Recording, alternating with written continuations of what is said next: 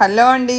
ఈరోజు ఒంటికి చలవ చేసి కమ్మని రుచితో ఉండే సగ్గుబియ్యం దద్దోజనం. ఇలా మంచి సగ్గుబియ్యాన్ని అంటే క్వాలిటీ ఉన్న సగ్గుబియ్యాన్ని ఇలా పెద్ద సగ్గుబియ్యం అయితే ఒక రకంగా ఉంటుంది, సన్న సగ్గుబియ్యం అయితే ఒక రకంగా ఉంటుంది. నేను రెండు చూపిస్తాను మీకు.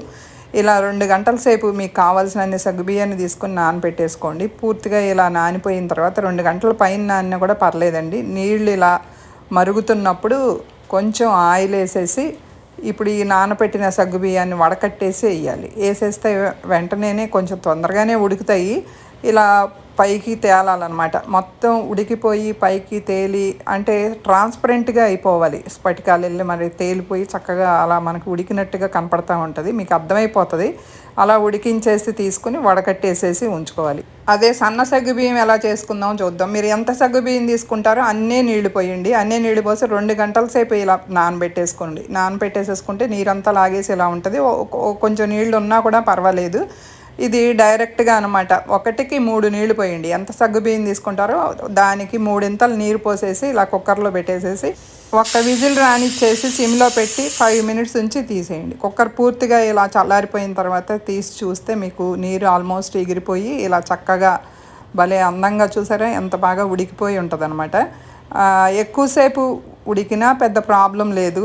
అలా అని కొంచెం ఇదిగా ఉన్నా నీరున్నా పర్వాలేదండి. ఇలా మొత్తం ఇలా తిరగబోసేసుకుని మీరు దీనికి పూర్తిగా చల్లారనివ్వండి. ఈ లోపల పోపుకి కొంచెం ఆయిల్ వేసుకుని ఆవాలు కంపల్సరీ వేసుకోవాలి. ఆవాలు బాగా చిటపటమన్న తర్వాత జీడిపప్పులు కూడా తింటున్నప్పుడు క్రంచీగా తగులుతూ చాలా బాగుంటుంది, వేసుకుంటే బాగుంటుంది. అల్లం తురుము, పచ్చిమిరపకాయలు సన్నగా తరిగిన తురుము ఇవన్నీ వేసేసి ఎండుమిరపకాయలు ఇవన్నీ చక్కగా వేగాలండి. పోపు బాగుంటే దద్దోజనం మంచి వాసన రుచి అన్నీ బాగుంటాయి. అలాగే ఫ్రెష్గా ఉన్న కరివేపాకు, ఇంగువ వేసుకుంటేనే బాగుంటుంది. దద్దోజనం అంటేనే ఇంగువ వాసనతో బాగుండాలి. మీకు అది ఇష్టం లేకపోతే తీసేయండి. ఇలా పోపు పెట్టేసుకొని పక్కన పెట్టేసుకోండి. పూర్తిగా చల్లారనివ్వండి పోపు.